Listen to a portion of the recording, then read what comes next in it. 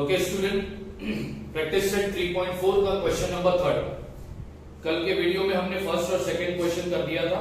आज हम स्टार्ट करेंगे प्रैक्टिस सेट 3.4 का क्वेश्चन नंबर 3। प्रैक्टिस सेट 3.4 किस पर बेस्ड है? एप्लीकेशन ऑफ अरिथमेटिक प्रोग्रेशन, जिसमें हम टर्म और सम का फॉर्मूला इस्तेमाल करेंगे और वर्ड प्रॉब्लम को सॉल्व करेंगे। अब तुम्हारा क्वेश्चन नंबर 3 क्या बोलता है? Sachin invested ₹5,000 for first year, 7,000 for second year, 9,000 in third year in national saving certificate scheme। अब तुम बोलोगे सर ये नेशनल सेविंग सर्टिफिकेट स्कीम क्या है? ये एक गवर्नमेंट का स्कीम है, ये एक गवर्नमेंट का स्कीम है। तो सचिन ने इस स्कीम में पैसे इन्वेस्ट करना यानी पैसे लगाना शुरू किया। सचिन ने पहले साल में 5,000 रुपया इन्वेस्ट किया, दूसरे साल में 7,000 रुपया इन्वेस्ट किया और तीसरे साल में 9,000 रुपया इन्वेस्ट किया। How much amount did he invest in 12 years? यानी उसने पैसा कितने साल तक इन्वेस्ट किया? 12 साल तक उसने पैसा इन्वेस्ट करता रहा। तुमको फाइंड करना है कि 12 साल में उसने कितना अमाउंट इन्वेस्ट किया। 12 साल में उसने टोटल कितना अमाउंट इन्वेस्ट किया। यहां पर भी तुमको टोटल निकालना, यहां पर भी तुमको टोटल निकालना। टोटल का मतलब होता है सम, और सम के लिए हम एसएन का फॉर्मूला इस्तेमाल करेंगे। तो इसका सॉल्यूशन है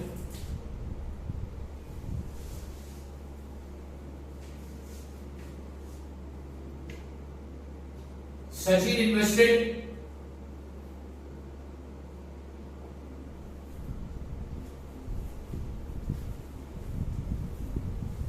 ₹5,000 in first year, ₹7,000 in second year, ₹9,000 in third year, and so on। ये तो क्वेश्चन में दिया था तो वैसा ही एज इट इज लिखा। अब यहां पर जो नंबर है therefore 5,000, 7,000, 9,000, ... इज अ सीक्वेंस, क्योंकि नंबर एक सिस्टमेटिक ऑर्डर में अरेंज है। सीक्वेंस में नंबर को हम टर्म बोलते हैं, तो यहां पे लिखते हैं therefore term 1 is equal to 5,000, term 2 is equal to 7,000, term 3 is equal to 9,000। अब हम देखेंगे कि ये सीक्वेंस एपी है या नहीं। इसके लिए हमको डिफरेंस निकालना होगा कोई भी दो कंसेक्यूटिव टर्म का। तो पहला निकालेंगे T2 माइनस T1, यानी 7,000 माइनस 5,000, तो डिफरेंस आ रहा है 2,000 का। फिर निकालूंगा मैं T3 माइनस T2, यानी कि 9,000 माइनस 7,000, यहां पर भी डिफरेंस आ रहा है 2,000 का। तो अब तुम देखो कोई भी दो कंसेक्यूटिव टर्म का डिफरेंस सेम आ रहा है, तो लिख दो therefore the difference between any consecutive term, any two consecutive term,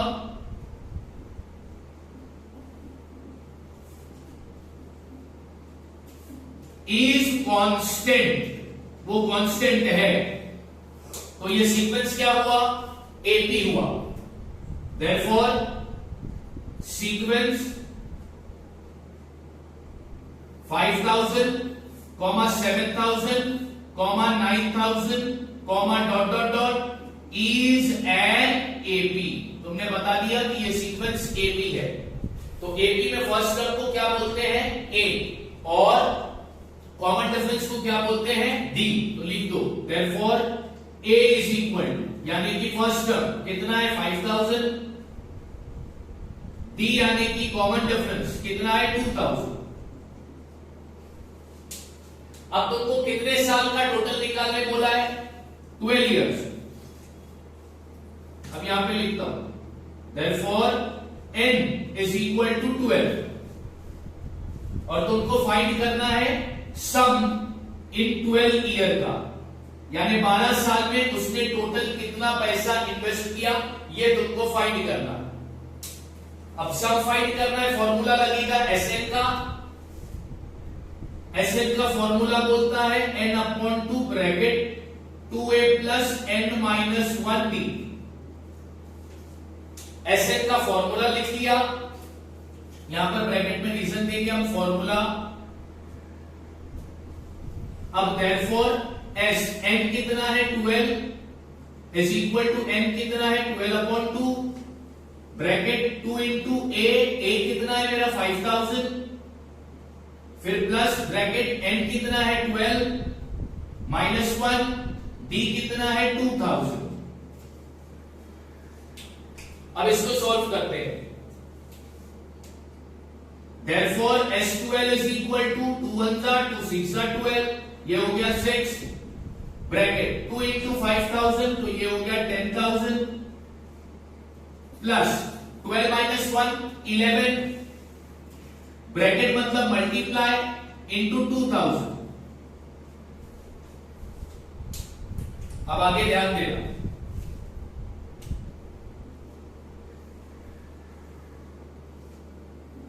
therefore S12 is equal to ये 6 as it is bracket 10,000 plus 11 2 सा हो गया 22, 3 0 लगा दो तो ये हो गया 22,000।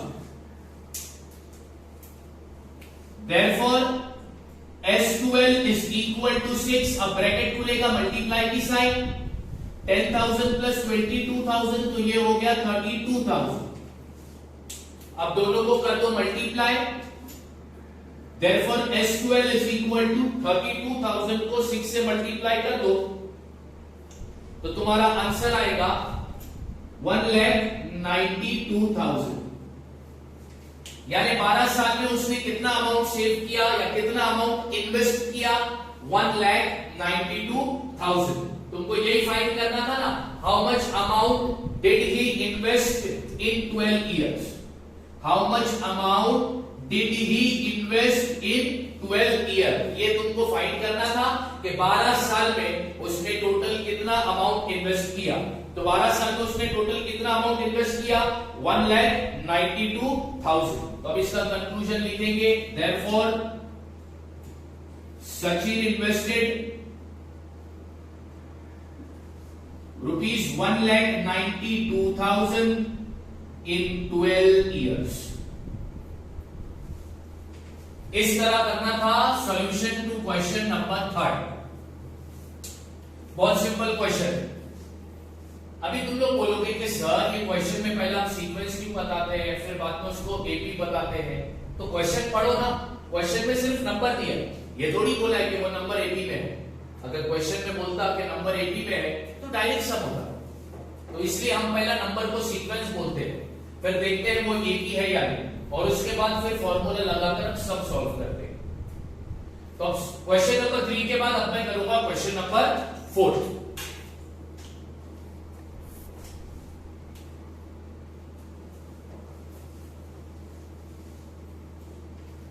Okay, question number 4। There is an auditorium. Auditorium का मतलब होता है हॉल, शादी का हॉल जो होता है, सेलिब्रेशन का जो हॉल होता है, ठीक है, उसको हम बोलते हैं ऑडिटोरियम। या फिर स्कूल का जो असेंबली हॉल होता है, जो बड़ा ग्राउंड होता है, उसको हम बोलते हैं ऑडिटोरियम। तो there is an auditorium with 27 row of seat. उस ऑडिटोरियम में जो सीट की रोज है वो कितनी है, 27। पूरे ऑडिटोरियम में सीट की रोज कितनी है, 27।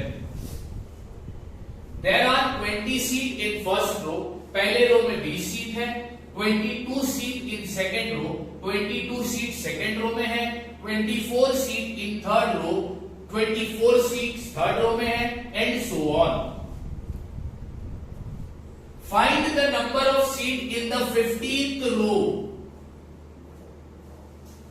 रो नंबर 15th में कितने सीट है ये फाइंड करना है। And also find the total number of seat in the auditorium, और पूरी ऑडिटोरियम में कितने सीट्स है वो भी फाइंड करना है। टोटल के लिए कौन सा फॉर्मूला आएगा, सम का। अब इसका सॉल्यूशन,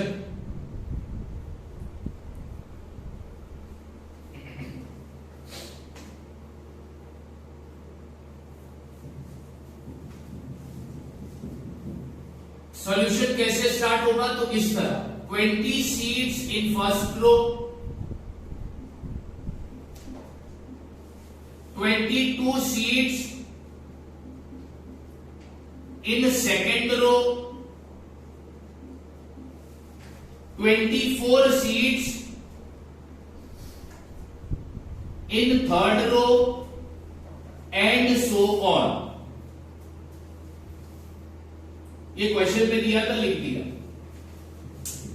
अब यहां पे नंबर आ रहे हैं 20, 22 और 24। ये कंसेक्यूटिव नंबर है, एक सिस्टमैटिक ऑर्डर में अरेंज्ड है। तो यहां पे लिखता हूं therefore 20, 22, 24, dot dot dot is a sequence। ये सीक्वेंस है। अब देखते हैं ये सीक्वेंस 80 है या नहीं। उसके लिए कोई भी दो कंसेक्यूटिव टर्म के बीच का डिफरेंस निकालेंगे।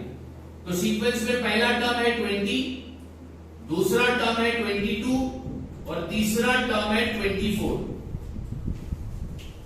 अब कोई भी दो कंसेक्यूटिव टर्म के बीच का डिफरेंस, तो पहले आएगा t2 माइनस t1, 22 माइनस 22, फिर आएगा t3 माइनस t2 यानी 24 माइनस 22 इज इक्वल टू 2। देखो कोई भी दो कंसेक्यूटिव टर्म के बीच का डिफरेंस सेम आया, तो लिखते हैं the difference between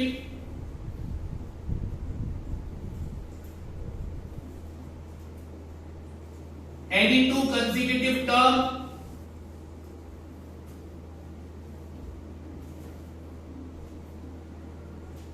is constant। कोई भी दो consecutive term के बीच का डिफरेंस कांस्टेंट है, तो इसका मतलब ये सीक्वेंस क्या हुआ, AP हो गया। therefore sequence 20, 22, 24, dot dot dot is an AP। अब तुमने प्रूफ कर दिया कि ये AP है, तो AP में फर्स्ट टर्म को डिनोट करते हैं A से, तो A कितना है 20। कॉमन डिफरेंस को डिनोट करते हैं D से, तो D कितना आया 2। अच्छा, तुमको क्या फाइंड करना था, find the number of seat in the 15th रो। 15वें रो में कितनी सीट है ये फाइंड करना। अब यहां पर सम का फॉर्मूला लगेगा या टर्म का फॉर्मूला लगेगा, तो यहां पर लगेगा टर्म का फॉर्मूला। कैसे, क्योंकि यहां पर एक पर्टिकुलर रो की बात किया है, सिर्फ एक पर्टिकुलर रो की बात किया है। अपने को फाइंड करना है 15वें रो में कितनी सीट है आती है, तो एक पर्टिकुलर रो या किसी की एक पर्टिकुलर चीज की अगर बात करेगा तो टर्म का फॉर्मूला इस्तेमाल होगा। तो यहां पर सबसे पहले हम लिखेंगे to find number of seats in 15th row is equal to, इसको AP में बोला जाएगा T15, यानी तुम्हें फाइंड करना है कि टर्म 15 कितना है, 15वें रो में कितनी सीट आती है। एक पर्टिकुलर रो की बात किया इसलिए टर्म का फॉर्मूला इस्तेमाल करेंगे। अब फॉर्मूला लिखता हूं Tn का, Tn is equal to a plus bracket n minus 1d। Formula reason भी दे दिया। अब Tn कितना है 15 इज इक्वल टू a कितना है 20 प्लस n कितना है 15 माइनस 1, d कितना है 2। Therefore term 15 is equal to 20 plus 15 minus 1 14 और ये 2 से क्या होगा मल्टीप्लाई 14 2 सा होता है 28 therefore term 15 is equal to 48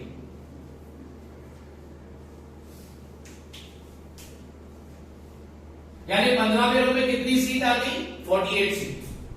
चलो एक चीज मिल गई। अब अपने को टोटल नंबर ऑफ सीट भी फाइंड करना है। अब आगे यहां पर लिखता हूं to find total number of seats is equal to total को डिनोट करेंगे सम से। अब टोटल नंबर ऑफ रोज कितने पूरे ऑडिटोरियम में रोज कितने 27 रोज है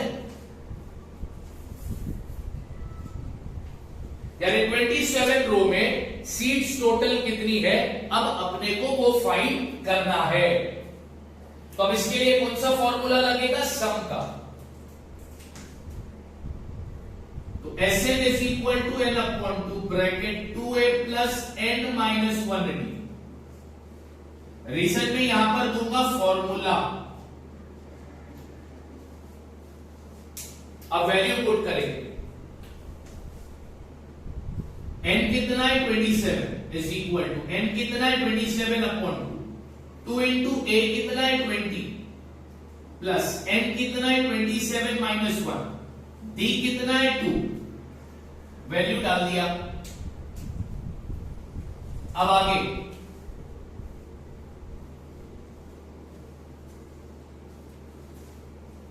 therefore S27 is equal to अब ये 27 अपॉन 2 डिवाइड नहीं हो पाएगा तो ये एज इट इज ब्रैकेट 22 सा 40 प्लस 27 माइनस 1 26 26 2 सा कितना होगा 52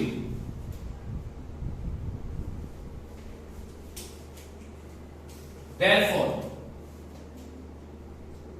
S27 is equal to 27 upon 2 bracket मतलब मल्टीप्लाई 52 प्लस 40 ये हो जाएगा 92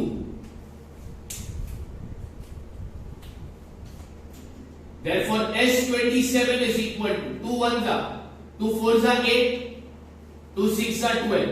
अब 27 को हम 46 से करेंगे मल्टीप्लाई तो हमारा आंसर आएगा 1242 यानी टोटल नंबर ऑफ सीट्स कितनी है 1242।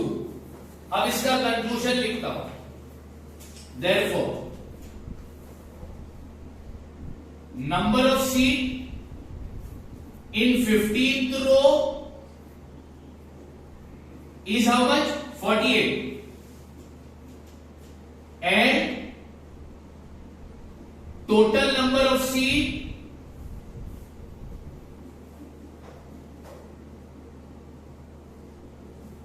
in auditorium is 1242। इस तरह करना था तुमको क्वेश्चन नंबर 4 सॉल्व। बहुत सिंपल क्वेश्चन था ठीक है। तो हमने क्वेश्चन नंबर 4 भी सॉल्व कर दिया। अब हम बढ़ेंगे हमारे अगले क्वेश्चन पे that is our question number 5। Okay now question number 5 क्या बोलता है Kargil temperature was recorded in a week from Monday to Saturday. Kargil का टेम्परेचर रिकॉर्ड किया गया मंडे से सैटरडे का। मंडे से लेकर सैटरडे तक का कारगिल का टेम्परेचर रिकॉर्ड किया गया। तो वो जो टेम्परेचर था all the reading very heavy. वो जो टेम्परेचर था मंडे से सैटरडे तक का जो टेम्परेचर था ठीक है वो किसमें है एपी में है। अभी देखो यहां पर क्वेश्चन में डायरेक्टली बोल दिया जो भी टेम्परेचर था वो किसमें है एपी में है। The sum of the temperature of Monday and Saturday. अब इसको मैं दो पार्ट में डिवाइड करूंगा। The sum of the temperature of Monday and Saturday. Monday और सैटरडे के टेम्परेचर का सम यानी कि टोटल। ये टीएमपी का मतलब होता है टेम्परेचर। ओके मंडे और सैटरडे के टेम्परेचर का सम was 5 degree more, 5 degree Celsius ज्यादा था, तो ये एक अलग पार्ट हो गया।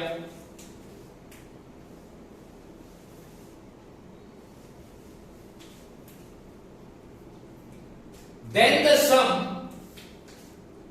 of the temperature of Tuesday and Wednesday, तो तीन पार्ट में मैंने इसको डिवाइड किया।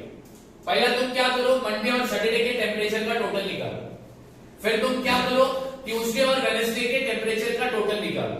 तो ये कहना चाहता है कि मंडे और सैटरडे के टेम्परेचर का टोटल 5 डिग्री सेल्सियस ज्यादा है ट्यूसडे और वेडनेसडे के टेम्परेचर के टोटल से। आई रिपीट, मंडे और सैटरडे के टेम्परेचर का टोटल 5 डिग्री सेल्सियस ज्यादा है ट्यूसडे और वेडनेसडे के टेम्परेचर के टोटल से। ये उस पूरे स्टेटमेंट का मतलब है। आगे, if the temperature of Wednesday was -30 degree Celsius, तुम्हारे को वेडनेसडे का टेम्परेचर दिया हुआ है -30 degree Celsius, then find the temperature of the other 5 day. तो बचे कुछ जो 5 दिन है उसका टेम्परेचर तुमको फाइंड करना है। हमारे पास वेडनेसडे का टेम्परेचर है, हमको मंडे, ट्यूसडे, थर्सडे, फ्राइडे और सैटरडे इन 5 दिन के टेम्परेचर को फाइंड करना है। और हमें क्या बोला गया, सबसे इंपॉर्टेंट बात कि मंडे से लेकर तो सैटरडे तक की जो भी टेम्परेचर की रीडिंग आएगी वो रीडिंग एपी में है, वो रीडिंग एपी में है। अब ध्यान से देखो इसको कैसे सॉल्व करते हैं। अब यहां पर लिखता हूं मैं सॉल्यूशन।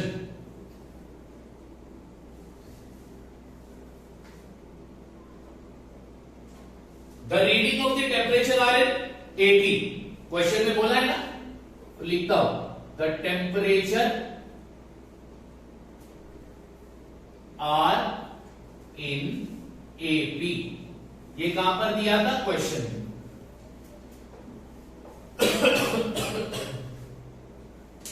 अब तुम एक बात बताओ, मंडे से सैटरडे कितने दिन होते? 6 दिन होते। मंडे के बाद ट्यूसडे, ट्यूसडे के बाद वेडनेसडे, वेडनेसडे के बाद थर्सडे, थर्सडे के बाद फ्राइडे, फ्राइडे के बाद सैटरडे। ये कंसेक्यूटिव डेज है। हाँ, ये कंसेक्यूटिव डेज है। हमको फाइंड करना है 6 कंसेक्यूटिव डेज का टेम्परेचर, यानी हमको फाइंड करना है 6 कंसेक्यूटिव टर्म। क्या फाइंड करना है अपने को? 6 कंसेक्यूटिव टर्म। अब वो 6 कंसेक्यूटिव टर्म यहां पर दिया नहीं, सिर्फ 6 कंसेक्यूटिव टर्म में एक टर्म अपने को मालूम, बाकी के 5 टर्म तो अपने को मालूम नहीं है। तो अब हम क्या अज्यूम करेंगे, ध्यान देना।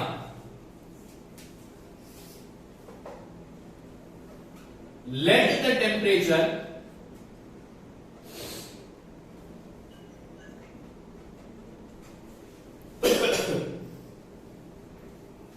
from Monday to Saturday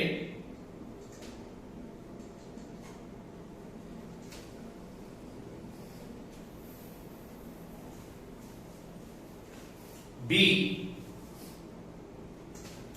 अब पहला टेम्परेचर ले रहा हूं मैं A-3D, दूसरा टेम्परेचर में लूंगा A-2D, तीसरे दिन का टेम्परेचर होगा A-D, चौथे दिन का टेम्परेचर होगा A और पांचवें दिन का टेम्परेचर होगा A+2D।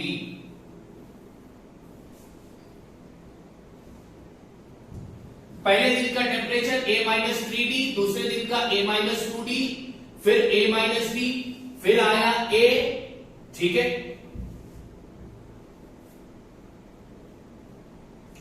फिर आएगा A+D पांचवें दिन का, और छठवें दिन का टेम्परेचर होगा A+2D।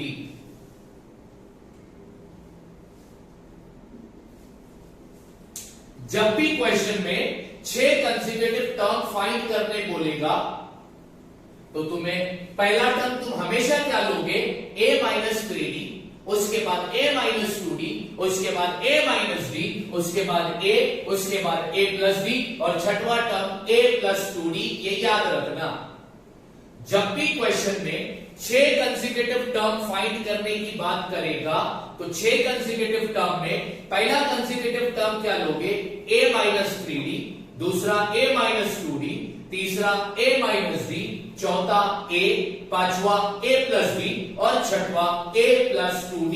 ये याद रखना। अपने को टेम्परेचर दिया है वेडनेसडे का, वो लिखता हूं मैं यहां पर। The temperature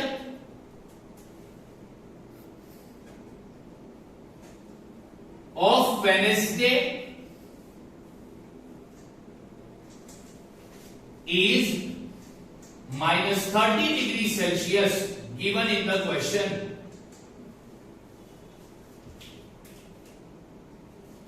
Therefore, अब हमने वेडनेसडे का टेम्परेचर अपन ने क्या अज्यूम किया, ये मंडे का टेम्परेचर, ये ट्यूसडे का टेम्परेचर, और ये वेडनेसडे का टेम्परेचर, यानी कि a minus D is equal to minus 30 degree Celsius. इसको मैं देता हूं इक्वेशन नंबर 1। अब ये जो कंडीशन दिया था वो मैं करूंगा। ओके, क्वेश्चन में थोड़ा सा चेंजेस लाया। क्वेश्चन गलत लिखा था मैंने, यहां पर लिखा था मैंने ट्यूसडे एंड वेडनेसडे, जबकि टेक्स्ट बुक अभी देखा तो लिखा हुआ है Tuesday and Saturday, Tuesday and Saturday. ठीक है, ओके, तो वेडनेसडे नहीं है, ट्यूसडे एंड सैटरडे, यानी मंडे और सैटरडे का टोटल 5 डिग्री सेल्सियस ज्यादा है ट्यूसडे और सैटरडे के टोटल से। अब उसको यहां पर लिखेंगे as per the given condition के आगे। तो पहला लिखूंगा मंडे का टेम्परेचर। मंडे का टेम्परेचर अपन ने क्या अज्यूम किया है, a माइनस 3 प्लस सैटरडे का टेम्परेचर क्या अज्यूम किया अपन ने, a plus 2 is equal to, फिर अपन निकालेंगे ट्यूसडे और सैटरडे का टोटल। तो ट्यूसडे का क्या लिया मैंने, a minus 2d plus Saturday का क्या लिया है, a प्लस 2d। ठीक है, मंडे और सैटरडे का टोटल ट्यूसडे और सैटरडे के टोटल से कितना डिग्री ज्यादा है, 5 डिग्री ज्यादा है, क्वेश्चन में बोला था। अभी इसको सॉल्व करो। तो ये a प्लस ए हो गया 2a,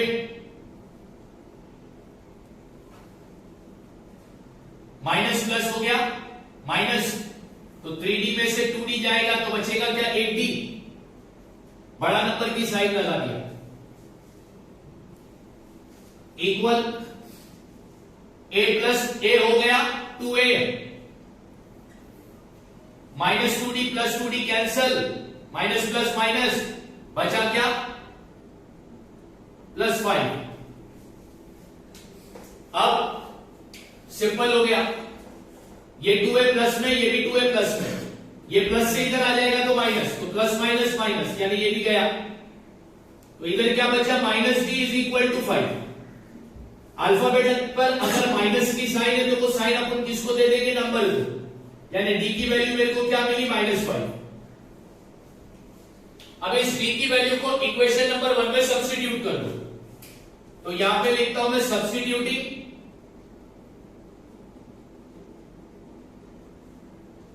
d is equal to -5 in equation number 1। Equation number 1 में d की जगह पर लिखूंगा -5, a माइनस d की जगह पर क्या लिखना है, -5 is equal to -30। Therefore a अब माइनस इंटू माइनस हो जाएगा +5 इज इक्वल टू -30। अब therefore a is equal to -30, +5 उधर गया तो -5 हो गया, therefore a is equal to what, minus minus plus, तो ये हो गया -35 डिग्री। खत्म। अपने पास a और d की वैल्यू आ गई, मतलब अपने को मंडे से लेके सैटरडे तक का टेम्परेचर मिल गया। तो अब यहां पे लिखेंगे पहला टेम्परेचर मंडे का, तो मंडे का क्या है, a minus 3d, a minus 3d is equal to, a की जगह पर वैल्यू डालूंगा -35, फिर -3 इंटू d कितना है -5 is equal to -35, minus into minus हो गया प्लस, 5 3 हो गया 15, अब माइनस प्लस होगा माइनस, तो आंसर आएगा 20, बड़ा नंबर माइनस में इसलिए माइनस की साइड, यानी देखो मंडे का टेम्परेचर मेरे को मिला -20। अब ट्यूसडे का टेम्परेचर अपने क्या अज्यूम किया है, a माइनस 2d, तो a की जगह पर लिखूंगा -35, फिर -2 इंटू डी कितना है -5 is equal to -35, minus into minus होगा प्लस, 5 2 10, अब माइनस प्लस क्या होगा, माइनस होगा, तो 35 में से 10 जाएगा तो बचेगा कितना 25, बड़े नंबर की साइन माइनस है इसलिए ये भी माइनस है, यानी ट्यूसडे का टेम्परेचर मिला -25। ट्यूसडे के बाद आता है वेडनेसडे अपने क्या अज्यूम किया था, a माइनस डी, और जबकि क्वेश्चन में क्लियरली वेडनेसडे का टेम्परेचर दिया है, कितना दिया है -30, यहां पे लिखूंगा गिवन। अब वेडनेसडे के बाद आता है थर्सडे का टेम्परेचर अपने क्या अज्यूम किया है, a, और जबकि a की वैल्यू अपने को क्या मिली है -35, लिख दो, यानी थर्सडे का टेम्परेचर कितना मिला -35। अब थर्सडे के बाद फिर आता है फ्राइडे का टेम्परेचर अपन ने क्या अज्यूम किया था, a प्लस डी, यानी -35 प्लस d कितना है, d है -5, तो ब्रैकेट में लिख लो, is equal to -35, minus plus होगा माइनस, और माइनस माइनस होगा प्लस, तो ये हो गया -40, यानी मेरे को फ्राइडे का टेम्परेचर कितना मिला -40। अब बचा क्या, अब सिर्फ एक दिन बचा, वो है सैटरडे का टेम्परेचर अपन ने क्या अज्यूम किया है, a प्लस 2d, वैल्यू डाल दो, a की जगह -35 प्लस 2 इंटू डी की जगह पर -1 is equal to -35 plus into minus 2 5 10 is equal to minus minus plus, तो ये हो गया -45। सैटरडे का टेम्परेचर मेरे को कितना मिला, -45। मंडे का टेम्परेचर मिल गया, ट्यूसडे का टेम्परेचर मिला, वेडनेसडे का, थर्सडे का, फ्राइडे का और सैटरडे का टेम्परेचर अपने को मिल गया। टेम्परेचर मिला तब जब हमारे पास डी और ए का वैल्यू मिला, यानी डी और ए का वैल्यू मिल गया, अपने को टेम्परेचर मिल गया। लास्ट में इसका कंक्लूजन कैसा लिखोगे, देयरफॉर अपने को टेम्परेचर फाइंड करने बोला था ना, तो लिख दो द टेम्परेचर ऑफ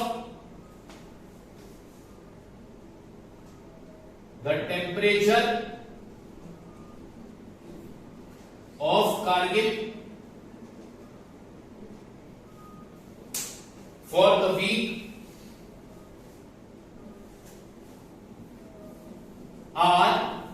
वीक में पहला दिन आता है मंडे का टेम्परेचर था -20 डिग्री,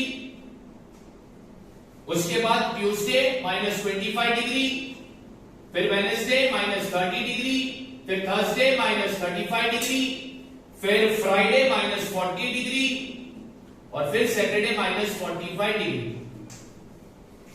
क्वेश्चन में क्या बोला है कि मंडे से लेके सैटरडे तक का जो भी टेम्परेचर है वो एक ही है, ठीक है। मंडे और सैटरडे के टेम्परेचर का टोटल ट्यूसडे और सैटरडे के टेम्परेचर के टोटल से 5 ज्यादा है। वेडनेसडे का टेम्परेचर -30 डिग्री क्वेश्चन में दिया है, बचे 5 दिन का टेम्परेचर अपने को फाइंड करना था। तो मंडे से लेके सैटरडे होते हैं 6 कंसेक्यूटिव डेज, तो यहां पर हम इस्तेमाल करेंगे 6 कंसेक्यूटिव टर्म। 6 कंसेक्यूटिव टर्म में पहला टर्म हमेशा a-3d, फिर a-2d, फिर a-d, फिर a+d और फिर a+2d। ये हमने 6 कंसेक्यूटिव टर्म लिया। हमने बोला मंडे से लेके सैटरडे का टेम्परेचर ये 6 कंसेक्यूटिव टर्म है। उसके बाद वेडनेसडे का टेम्परेचर दिया था 30 डिग्री सेल्सियस, और हमने वेडनेसडे का टेम्परेचर क्या अज्यूम किया था, a-d, तो हमने लिखा therefore a-d is equal to -30 degree Celsius. इसको दे दिया इक्वेशन नंबर 1, और फिर ये ले लिया as per the given condition.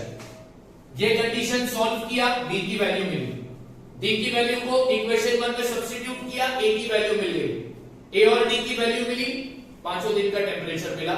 इस तरह तुमको सॉल्व करना था क्वेश्चन नंबर 5। ठीक है, ओके। प्रैक्टिस सेट 3.4 का लास्ट क्वेश्चन, क्वेश्चन नंबर 6। तुम्हारे टेक्स्ट बुक में बोला है on the world environment day tree plantation program was arranged on a land which is triangular in shape. World environment day के दिन tree plantation programme रखा गया। जिस जमीन पर ट्री प्लांटेशन प्रोग्राम रखा गया था वो जमीन का शेप ट्रायंगुलर था, यानी वो जमीन ट्रायंगल शेप की थी। Trees are planted such that in the first row there is one tree, in the second row there are two trees, in the third row there are three trees, and so on. फिर उस जमीन पे tree को इस तरह plan किया गया कि पहले रो में एक ट्री, दूसरे रो में दो ट्री, तीसरे रो में तीन tree, and so on. Find the total number of trees in 25 rows. पूरे रोज में कितनी सीट है? 25 रोज है। वो पूरे जमीन पर ट्रीज के कितने रो है? 25। अब उस 25 रो में टोटल नंबर ऑफ प्लांट कितने हैं वो फाइंड करना है। यानी यहां पर टोटल की बात किया तो सम वाला फॉर्मूला हम यूज करेंगे। क्वेश्चन क्या बोलता है? वर्ल्ड एनवायरमेंट डे के दिन ट्री प्लांटेशन प्रोग्राम ऑर्गेनाइज किया गया। जिस जमीन पर ट्री प्लांटेशन प्रोग्राम ऑर्गेनाइज किया गया वो जमीन का शेप ट्रायंगुलर था। ट्री को कुछ इस तरह प्लान किया कि पहले रो में एक ट्री, दूसरे रो में दो ट्री, तीसरे रो में तीन ट्री, एंड सो ऑन। उस पूरे जमीन पर ट्री के 25 रो बने। तुम्हें फाइंड करना है कि 25 रो में तुमने टोटल कितने ट्रीज प्लांट किए। अब इसका solution,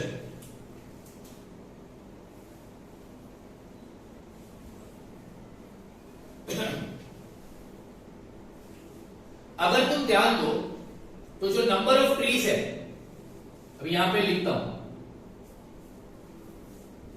in first row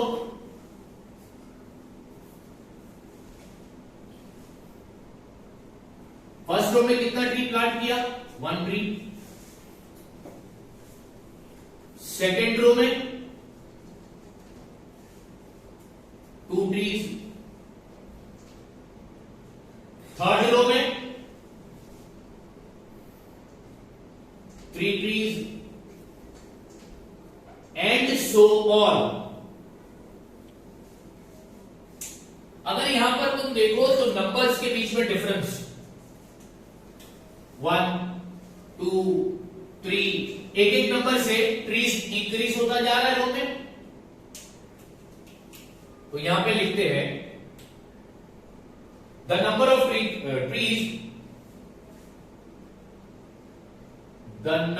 of trees increased by 1 in consecutive row.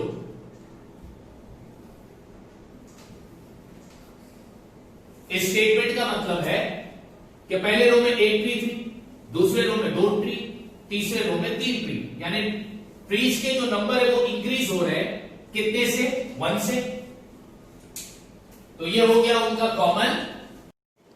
तो ये सीक्वेंस एक ही है, तो लिखा दिस इज एन एपी।